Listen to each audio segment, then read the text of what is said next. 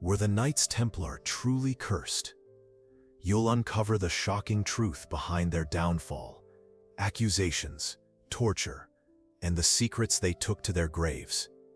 Did they hide forbidden knowledge or untold treasures? Find out. Subscribe and hit the notification bell so you don't miss a thing. So you're wondering what makes the Templars so endlessly fascinating. It's the mystery, isn't it? The whispers of hidden knowledge, of untold riches, of a secret legacy that continues to ignite our imaginations centuries later. Think about it.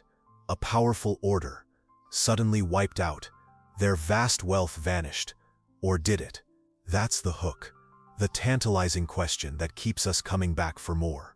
The truth, or what we believe to be the truth, is far more compelling than any simple explanation.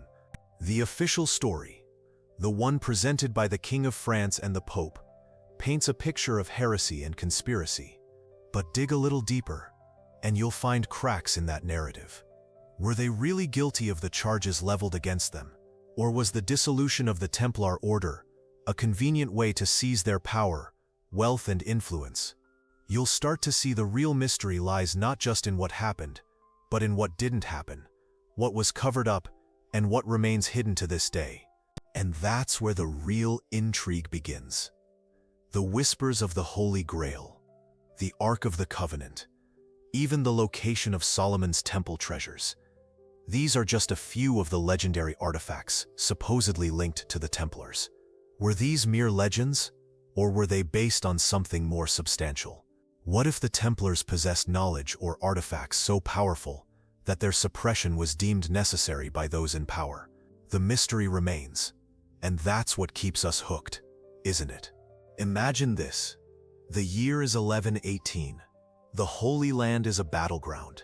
You're witnessing the birth of an order, unlike any other, the Knights Templar. Born from the chaos of the First Crusade, these warriors weren't just soldiers. They were guardians of pilgrims, protectors of the sacred sites, sworn to defend the vulnerable on the perilous journey to Jerusalem. They were the ultimate elite fighting force, the very embodiment of chivalric ideals. Their power and influence grew rapidly. Initially tasked with protecting pilgrims, they quickly became key players in the conflicts of the Holy Land. Their reputation for unwavering loyalty and unmatched fighting prowess made them invaluable allies to kings and popes alike. You see, they weren't just fighting for their faith, they were creating a new kind of military order, one based on discipline, obedience, and unwavering devotion to their cause. For nearly 2 centuries, they were a force to be reckoned with. Their wealth, amassed through donations and military conquests, was immense.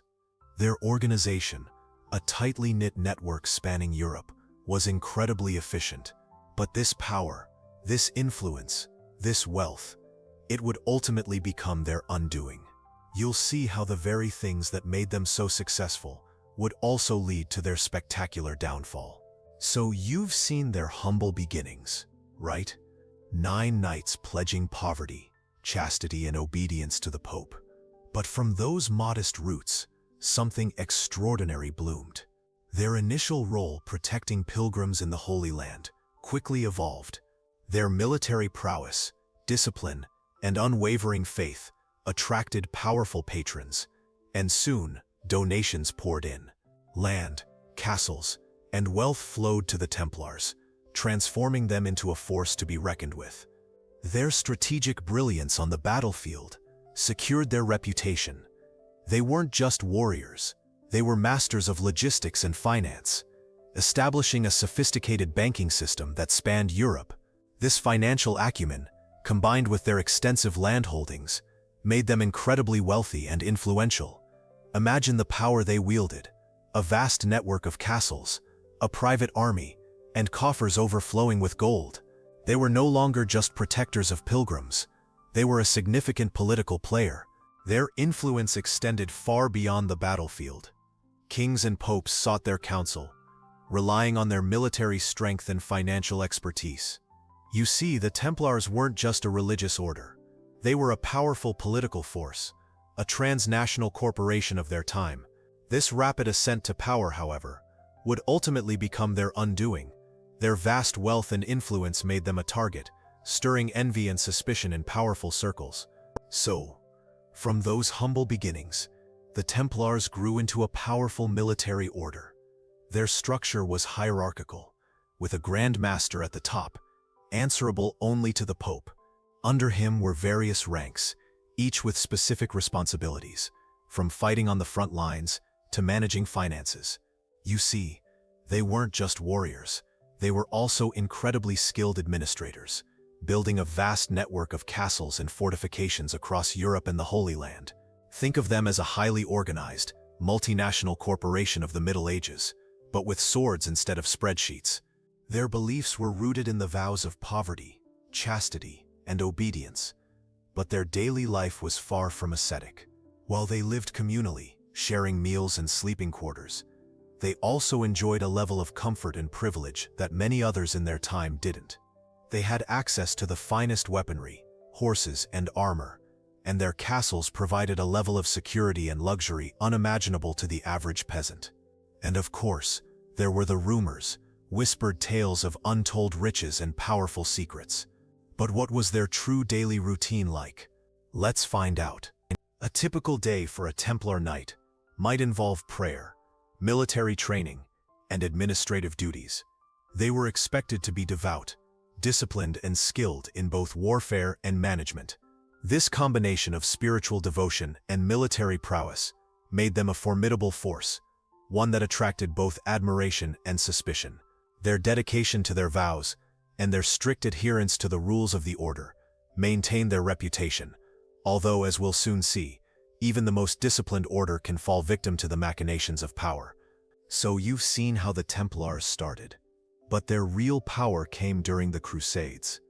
Imagine the perilous journey to the Holy Land, bandits, disease, and hostile forces lurking around every corner.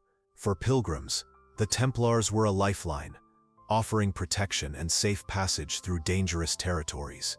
They weren't just soldiers, they were guardians, ensuring the safety of those traveling to Jerusalem to worship.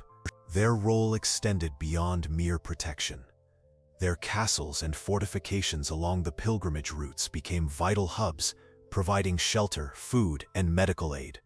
Think of them as the medieval equivalent of a highly efficient and well-protected humanitarian aid organization. This crucial support significantly boosted the Templars' reputation, attracting more recruits and donations. But this wasn't just about charity. Controlling these crucial routes and providing essential services gave the Templars immense political and economic clout. They amassed considerable wealth, not just through donations, but also through shrewd investments and control of key trade routes. Their influence stretched far beyond the battlefield, permeating the very fabric of the Crusader states. But those perilous journeys also brought unimaginable wealth. You see, the Templars weren't just soldiers, they were shrewd businessmen. Their vast network of castles and fortifications across Europe and the Holy Land became strategically placed financial hubs. They offered secure banking services, attracting pilgrims, merchants, and even royalty, all needing safe passage and a place to deposit their valuables. Think of them as the first multinational corporation, operating on a scale never before seen. They developed sophisticated financial instruments, offering loans, managing estates, and even acting as international money changers. Their system of letters of credit allowed for safe and efficient transfer of funds across vast distances, a revolutionary concept for the time. This financial prowess made them incredibly powerful, accumulating immense wealth and influence. Imagine the control they held. Kings and queens relied on them. This wealth wasn't just gold and silver. It was land, property, and strategic influence.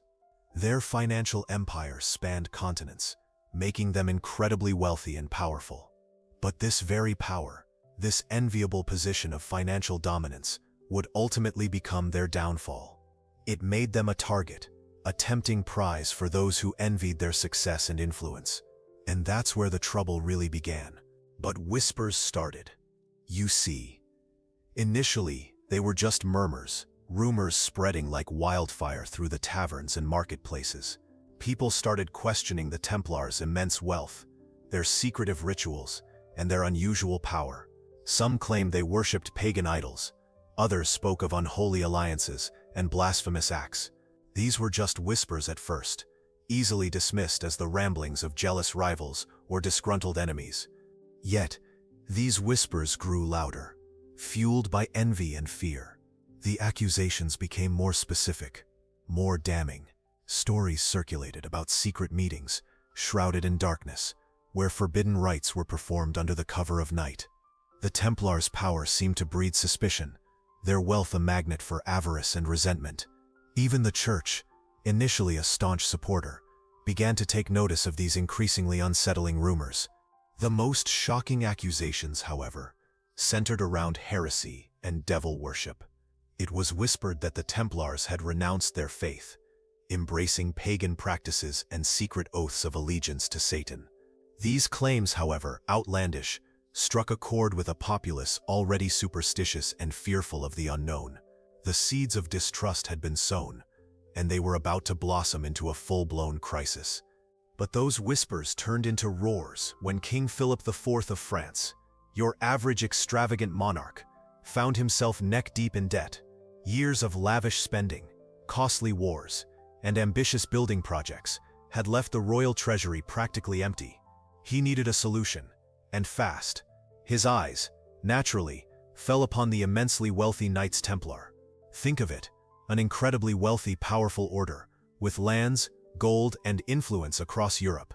A tempting target, wouldn't you say? The king's desperation wasn't just about personal finances. His power was on the line. A bankrupt king is a weak king. He needed to shore up his finances, and the Templars, with their vast holdings, represented a seemingly effortless solution. Seizing their assets would not only solve his immediate problems, but also bolster his authority. It was a gamble, a dangerous one, but one he was willing to take. What did he have to lose? So, the seeds of destruction were sown. Philip IV's financial woes weren't just a personal problem. They were a threat to his entire reign. The Templars, with their legendary wealth, became the perfect scapegoat, the ultimate solution to his financial crisis. Their downfall wasn't just about heresy or some grand conspiracy, you see. It was, in a large part, about cold, hard cash. And you'll soon discover, the consequences were far-reaching. So picture this. It's October 13th, 1307. You're a Templar knight, maybe even a high-ranking one, enjoying a relatively normal day. Then, bam, royal officials, acting on King Philip's secret orders, burst into your preceptory. You're arrested, accused of heresy, and your world is turned upside down.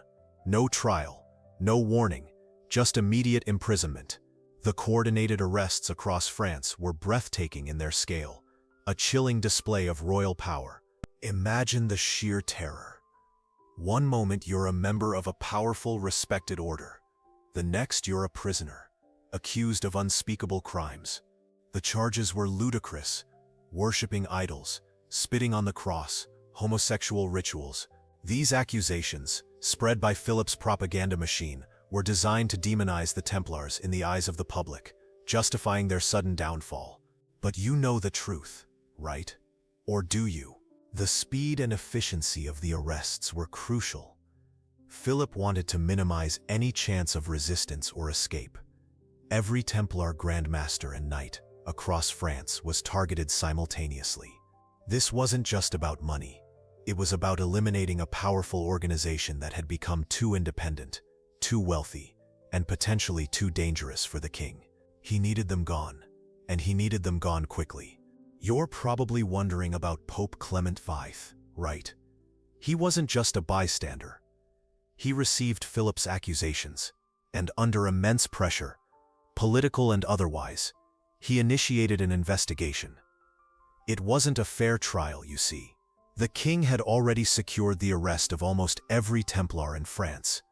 The Pope's involvement wasn't about justice, it was about damage control and maintaining the precarious balance of power in Europe. The papal bull, the official decree, came later. It wasn't a spontaneous decision. It was a carefully crafted response to a situation that threatened to unravel the entire church. Think of the implications. A powerful military order, accused of heresy, with widespread support. Clement V needed to act decisively, but his actions were heavily influenced by the King of France's political maneuvering. He couldn't afford to be seen as weak or complicit. This is where the real intrigue begins.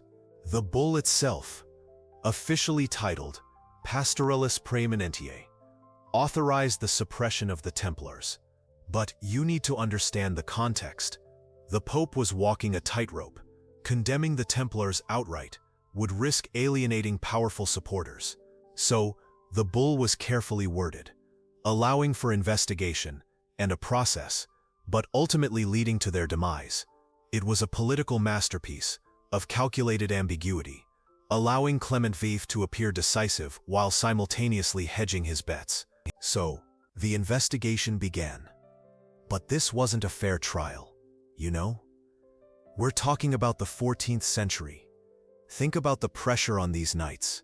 Accused of heresy and devil worship, terrifying charges, especially when backed by the King of France himself. The methods used to extract confessions were brutal. Imagine the fear they must have felt. Torture wasn't just physical, it was psychological. Sleep deprivation, starvation, threats against their families, all designed to break their spirits and force false confessions. Remember, the church had a powerful tool, the threat of eternal damnation. Adding to the fear, the possibility of torture was always present, a dark cloud hanging over them. Many knights, facing unimaginable pain and the prospect of a horrific death, confessed to crimes they didn't commit. Under such pressure, even the strongest wills could crumble. The confessions, often obtained through torture, were then used to justify their arrest and the eventual dissolution of the order. It's a chilling reminder of the power of fear and manipulation. So, the accusations. They weren't subtle. Heresy, the biggest one. They claimed the Templars denied the true divinity of Christ, engaged in blasphemous rituals, and spat on the cross.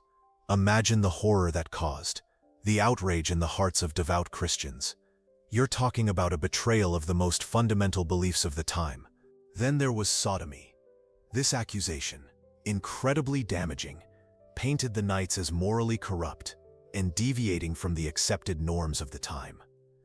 It fueled the public's disgust and fear, making them easier to condemn. The whispers of secret rituals and unholy acts spread like wildfire, further damaging their reputation. And finally, idolatry. They were accused of worshipping pagan idols, of secretly venerating false gods alongside their Christian faith.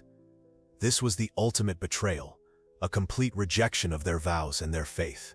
The image of these valiant warriors, secretly worshipping demonic entities, was a powerful tool used to justify their persecution. You can see how these accusations, even if false, would have been devastating. Imagine the pressure, you know?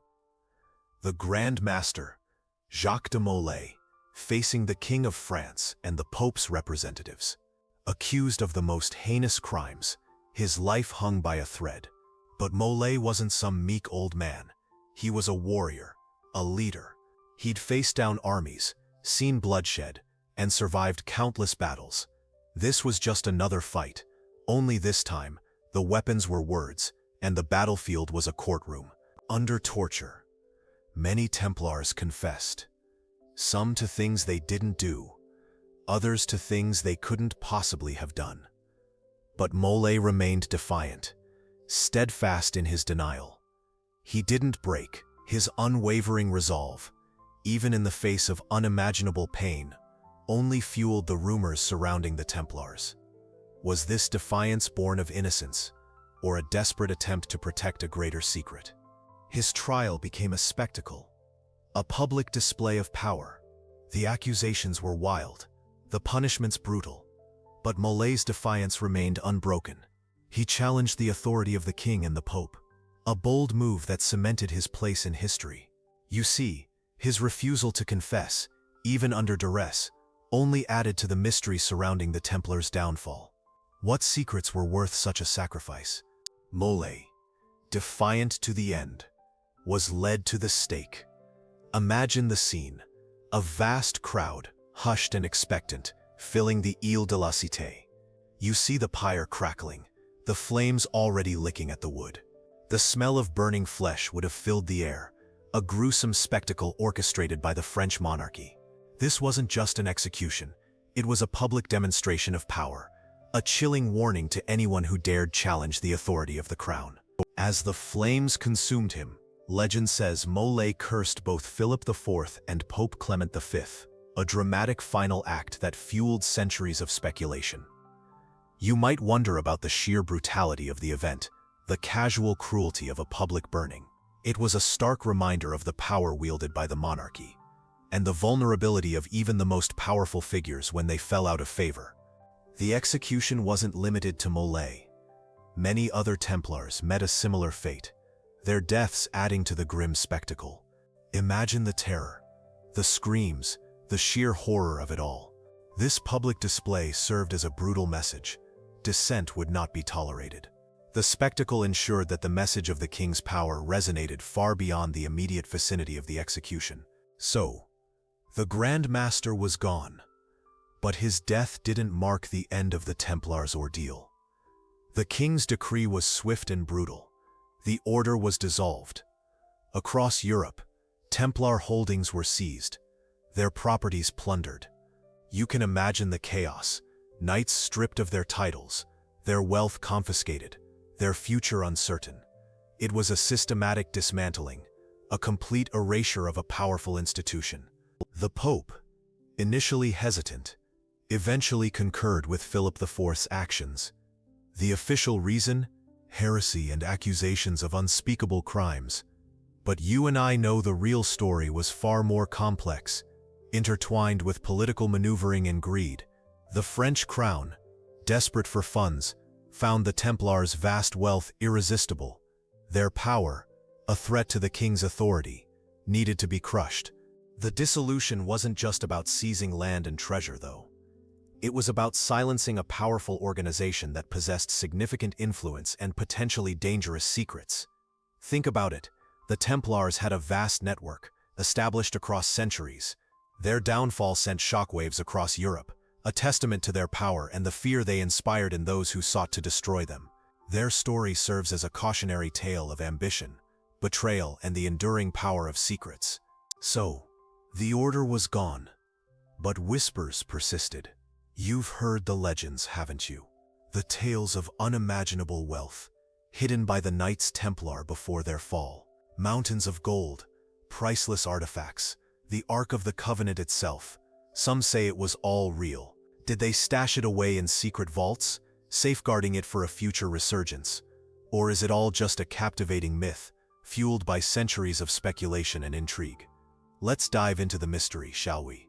The truth is, there's little concrete evidence to support the grandest claims. However, the Templars were incredibly wealthy. Their vast network of properties and financial dealings across Europe made them incredibly powerful. The sudden seizure of their assets by Philip IV suggests something incredibly valuable was at stake. Was it simply their power, or were there truly hidden caches of gold and artifacts that motivated the king's ruthless actions? Think about it. The sheer scale of their holdings. Where did it all go? Many believe that the legend of the Templar treasure serves a much more profound purpose than just hidden gold. Perhaps the real treasure wasn't material wealth at all, but forbidden knowledge, secret texts, occult rituals, or even a deeper understanding of history and power. Some scholars suggest that the Templars possessed esoteric knowledge that threatened the established church and the monarchy. Could this forbidden knowledge be the true reason behind their brutal suppression? What if the real treasure was knowledge itself? But what if the Templars didn't just bury treasure? What if they protected something far more valuable? Something shrouded in myth and legend? Enter the Priory of Sion, a secretive society linked to the Templars by some historians. You've probably heard whispers of their alleged connection to the Holy Grail, that legendary chalice said to have held the blood of Christ. Was this the true secret the Templars guarded? Something far more potent than gold and jewels. The Priory, supposedly founded centuries earlier, is said to have continued the Templars' work in secret, safeguarding their knowledge and protecting their legacy. Some believe the Grail wasn't a physical object at all, but a lineage, a secret bloodline descended from Jesus Christ himself. And if the Templars possessed this knowledge, their suppression becomes much more understandable, doesn't it? The Church wouldn't tolerate such a challenge to its authority. Imagine the implications. A secret society, guarding a lineage that could shatter the foundations of Christendom. That's a secret worth killing for. The accusations of heresy against the Templars suddenly take on a whole new meaning. Was King Philip IV truly motivated by debt? Or was he acting on behalf of the Church, desperate to suppress a truth that threatened their power? Think about it. So you're ready to delve into the Rennes-le-Château mystery. This seemingly quiet village in southern France became the center of a whirlwind of speculation when a priest, Berenguer Saunière, stumbled upon something extraordinary while renovating his church in the late 19th century. Suddenly, he was flush with cash, building lavishly, and acting strangely secretive. What did he find? That's what we're here to explore. The story goes that Saunière's discovery sparked a chain reaction of cryptic clues, hidden messages within the church, unusual symbols, and a wealth that seemingly appeared out of nowhere. His actions fueled rumors of a hidden treasure, perhaps even the Holy Grail itself, sparking the imaginations of countless treasure hunters and historians alike. You'll be surprised by what's been unearthed. The mystery deepened after Saunière's death, with various individuals pursuing the clues he left behind. The village itself became a focal point for those seeking to unravel the puzzle, searching for hidden chambers, deciphering codes, and following the winding paths of local legends. Did Saunière truly uncover a Templar secret? You'll soon find out. This is far more than just buried gold. But the story doesn't end with their brutal suppression.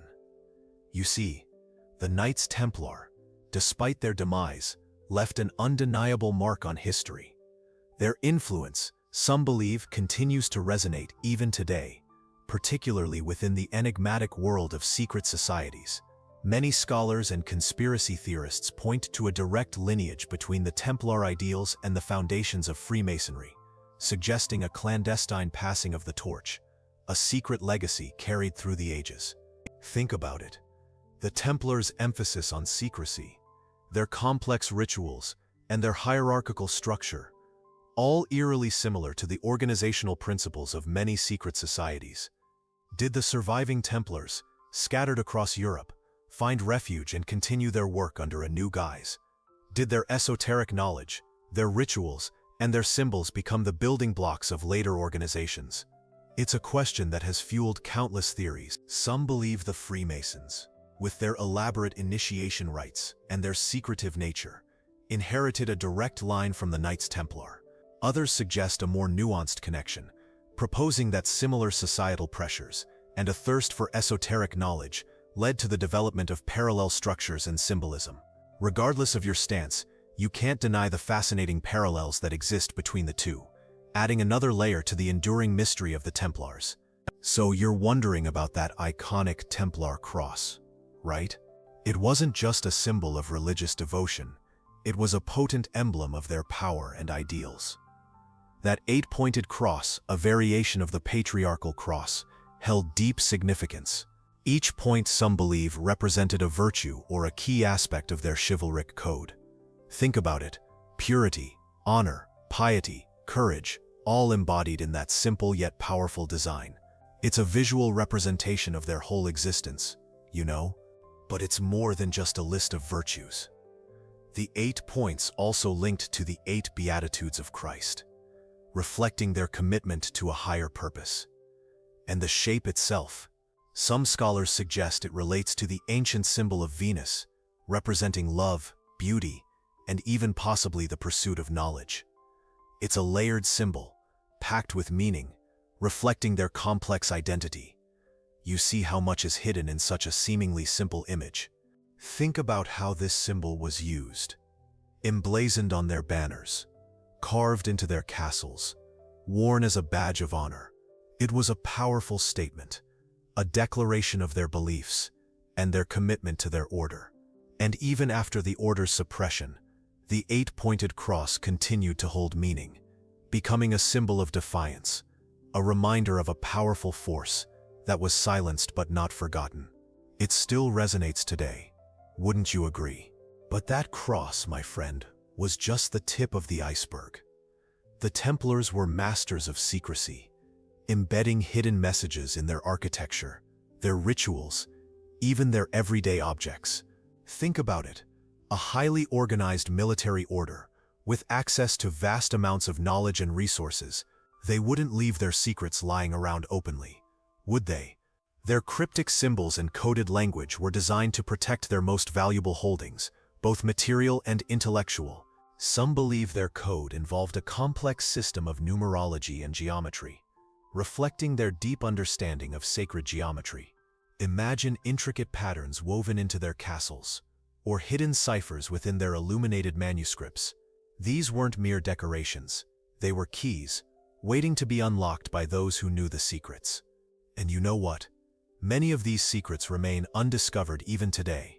Think about the sheer audacity of it. An organization so powerful, so secretive, that they could leave behind a trail of encrypted messages, daring future generations to decipher their mysteries.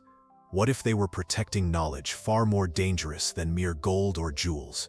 What if their code held the key to understanding ancient mysteries, lost technologies, or even forbidden truths? That's what we're going to explore next.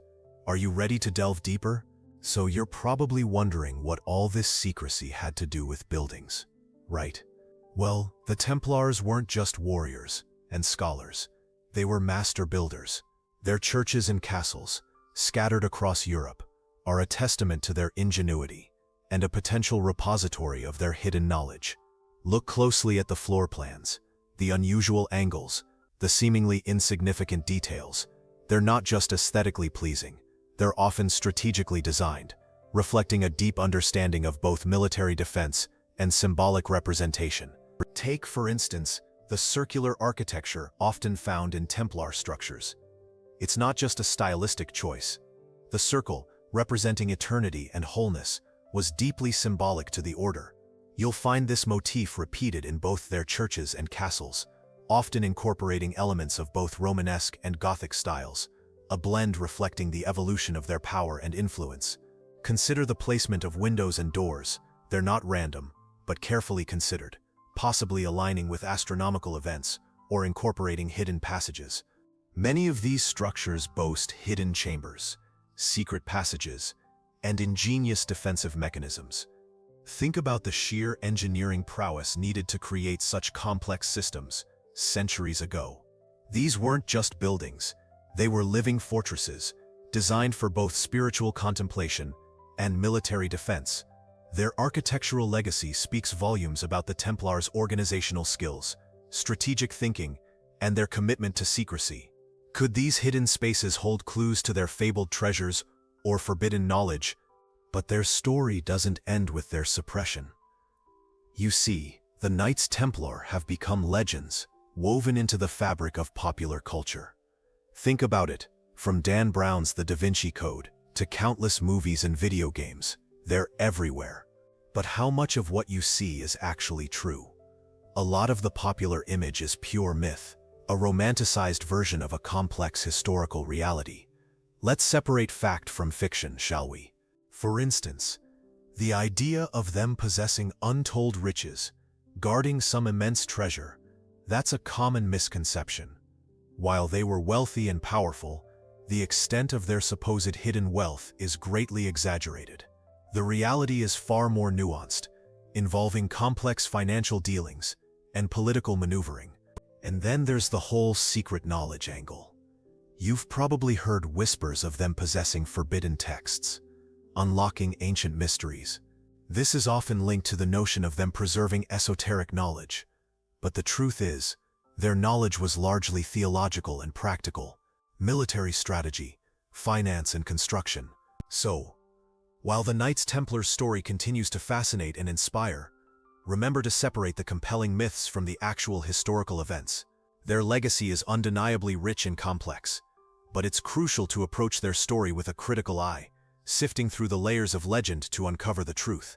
Don't forget to like and subscribe for more historical deep dives.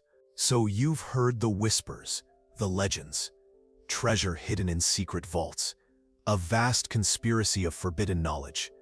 But let's separate fact from fiction. Many of the tales surrounding the Templars are wildly exaggerated, born from centuries of speculation and romantic storytelling. The reality, while dramatic, is far more grounded in historical events. Remember, many accounts were written by their enemies, fueled by political agendas and religious fervor. Take the supposed vast wealth. While the Templars were undeniably wealthy, their riches were probably far less than popular imagination suggests. Their assets were seized by Philip IV. But the idea of mountains of gold and priceless artifacts is largely unfounded. Many of the accusations against them were politically motivated, a convenient excuse for the king to seize their power and wealth. Remember this when you hear tales of unimaginable treasure. And what about the forbidden knowledge? The notion of the Templars possessing some secret, revolutionary understanding is also highly debated. They were certainly learned men, involved in finance and trade, but the idea of a hidden heretical doctrine is largely unsupported by credible evidence. Most claims are based on interpretations of their rituals, open to subjective interpretations, and often fueled by modern biases. You have to separate the legend from the historical reality. So the treasure stories are largely myths. But what really brought down the Templars? It wasn't just King Philip's greed, you see. He needed a scapegoat, a way to wipe out his massive debt and consolidate power. The Templars, with their wealth and influence, were the perfect target. But their downfall was a complex tapestry woven from several threads, not just one simple act of royal malice. Their immense wealth, accumulated over decades of crusades and banking, certainly made them a tempting target. Think of it: vast sums of money, powerful international connections, and a network of castles and properties. This financial power threatened the French crown, and the king saw an opportunity to seize it all, framing them on charges that were, to put it mildly, dubious. But it wasn't just about money. The Templars' independent power structure also posed a threat. They had their own army, their own courts, and their own financial system, operating largely outside the control of the kings and popes. This autonomy, this independence, was seen as a direct challenge to the established order. Their organization was too efficient, too influential, and ultimately too dangerous to be left unchecked. So Philip needed a scapegoat. But was it just a scapegoat?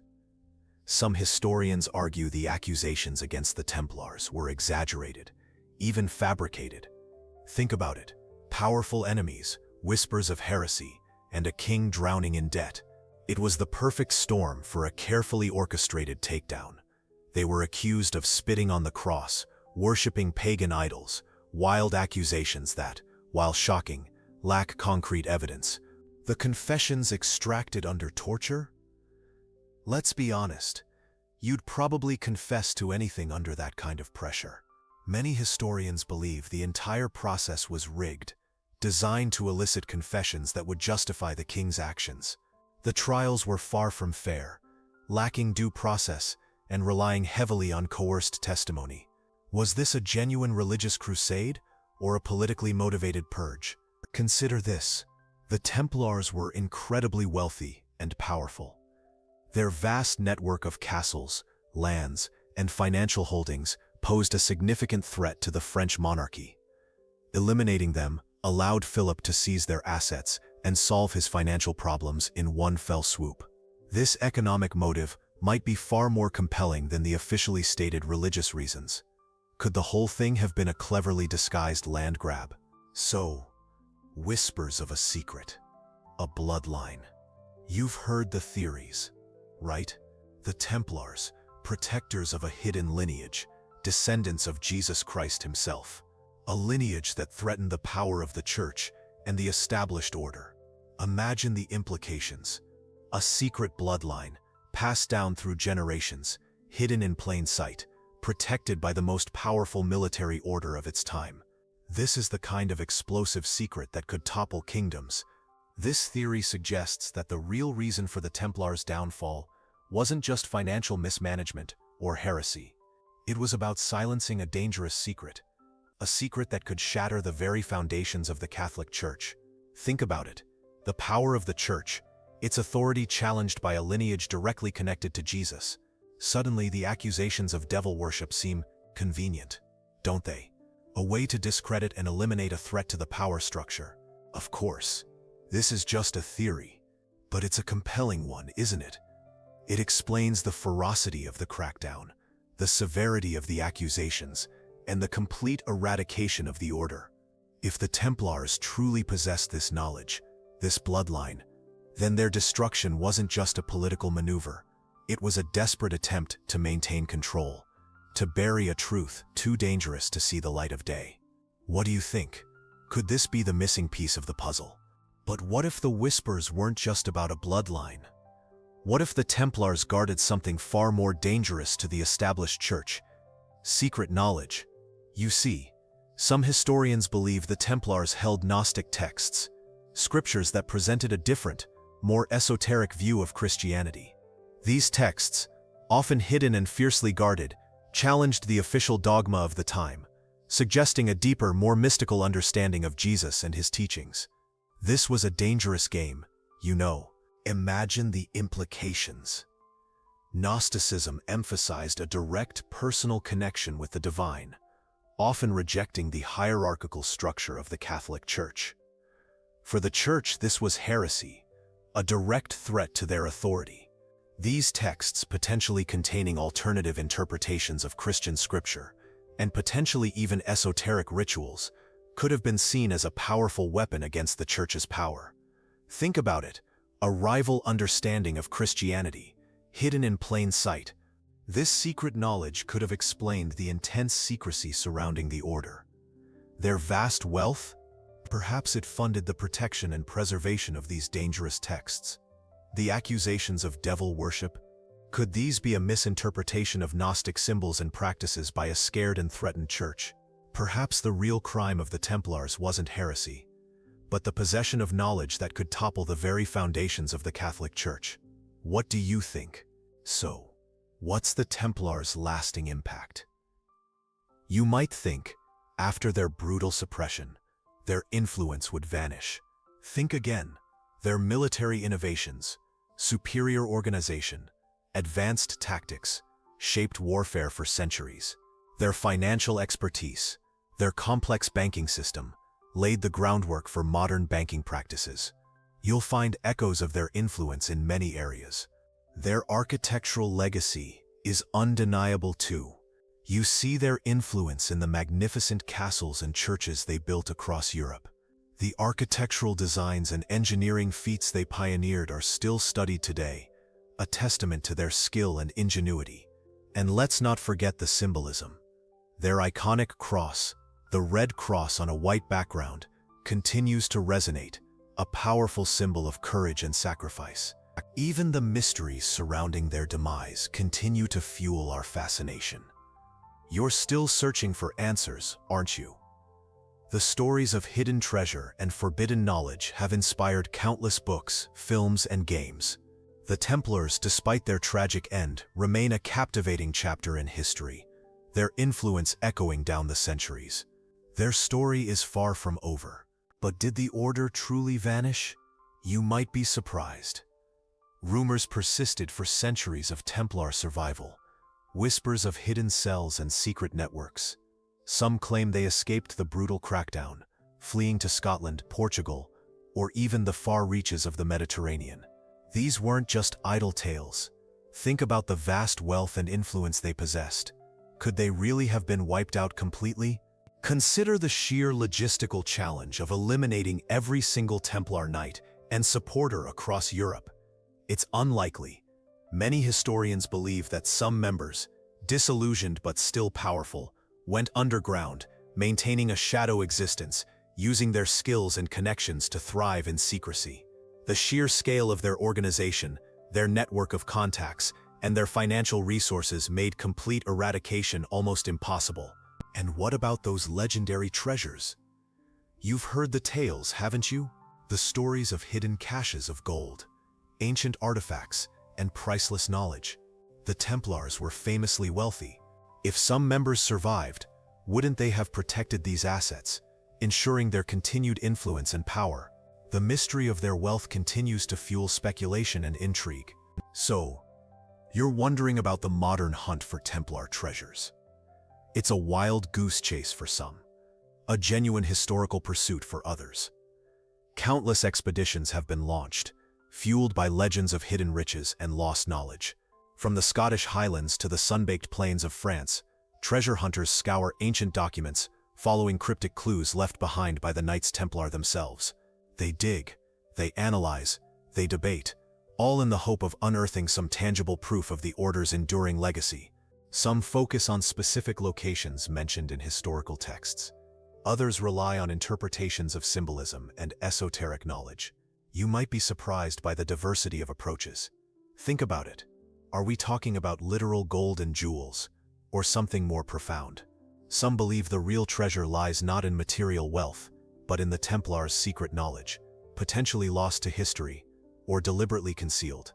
The search continues, fueled by unanswered questions and the enduring allure of the mystery. Every unearthed artifact, every deciphered manuscript, brings us closer to understanding the truth. But remember, you have to approach these stories with a critical eye. While many claims are made, solid, verifiable proof remains elusive. The thrill of the chase, however, keeps the legend alive, and the search for the Templar treasure continues, captivating generations. So the legend of the Templars persists. You've heard the accusations, the brutal trials, the whispers of hidden knowledge and untold riches. But what really happened? Was it a conspiracy, a power grab, or something far more sinister? The truth, my friend, remains elusive, shrouded in the mists of time and conflicting accounts. Even today, historians debate the true reasons for their downfall, leaving us with more questions than answers. One thing's for sure, the Knights Templar left an indelible mark on history. Their legacy continues to fascinate and inspire, fueling countless books, films, and even modern-day treasure hunts.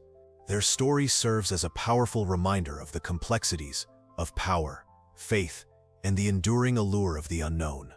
Did they truly possess some forbidden secret? Perhaps that's the most enduring mystery of all, and that's what makes their story so captivating. You see, the allure of the Templar mystery isn't just about finding lost treasure. It's about uncovering the truth behind a powerful organization whose sudden demise continues to baffle historians. What secrets did they guard so fiercely? What knowledge did they possess that threatened the established order? These questions linger, prompting generations to continue their search for answers, a testament to the enduring power of their legend. Think about it. What if there's more to the story than we know? So you want to delve deeper into the mystery? Fantastic. There's a wealth of information out there waiting to be uncovered. Start with reputable historical sources, like primary accounts from the time period. Look for chronicles, papal bulls, and even the trial transcripts themselves. They're often surprisingly detailed, even if biased. Don't just take one person's word for it. Compare and contrast different perspectives to get a clearer picture. Then, branch out into secondary sources. Academic books and articles offer insightful analyses of the events surrounding the Templar downfall. These scholars have dedicated their lives to studying this period, and their work provides valuable context and interpretation. Remember to always critically evaluate your sources, considering the author's background and potential biases. Beyond academic resources, explore documentaries and podcasts. Many excellent productions tackle the Templar story from various angles, offering engaging narratives and expert insights. You might even discover new perspectives or evidence that you hadn't considered before. This is your chance to explore the myriad of theories, from hidden treasures to secret knowledge, but remember to maintain a critical eye. So you've dug into the historical records, explored the accusations, and maybe even considered those tantalizing theories about hidden treasure. Now it's your turn. What are your thoughts on the Templar downfall? Do you believe the official story, or do you suspect something more sinister was at play? Let's hear your theories, even the wildest ones. The fall of the Templars is shrouded in mystery, and your perspective could be the missing piece. Perhaps you have a different interpretation of the evidence, a new angle on the accusations of heresy or treason. Maybe you think the King of France was simply after their wealth, or perhaps you believe the Templars possessed forbidden knowledge that threatened the Church's power. Whatever your take, sharing it is crucial. It's through discussion and debate that we unravel historical enigmas. Don't be shy. Your ideas, however unconventional, are valuable. The comments section is your forum. Engage with other history buffs, share your insights, and let's collectively piece together the truth behind this enduring mystery. Remember, history isn't just about facts. It's about interpretation and understanding different viewpoints. So what's your theory? So you've delved into the mysteries of the Templars, wrestled with the accusations, and maybe even uncovered your own theories. But the story doesn't end here. History is brimming with untold secrets, waiting to be discovered. From forgotten empires to lost civilizations, the past holds countless enigmas that will keep you captivated for hours. And I'm here to guide you through them. Think you've heard it all? Think again. Subscribe to the channel and unlock a treasure trove of historical mysteries. Each week, I'll unveil new stories, exploring forgotten narratives, and challenging accepted wisdom. You'll uncover the hidden truths behind iconic events and delve into fascinating tales that will leave you breathless. Hit that subscribe button now and join our community of history buffs. You'll be the first to know about new videos, exclusive content, and behind-the-scenes glimpses into the research process. Don't miss out on the chance to unravel the secrets of the past. Together, we'll uncover the truth. So what do you think really happened to the Templars? If you enjoyed this deep dive, hit that like button and subscribe for more historical mysteries. Let me know your thoughts in the comments below.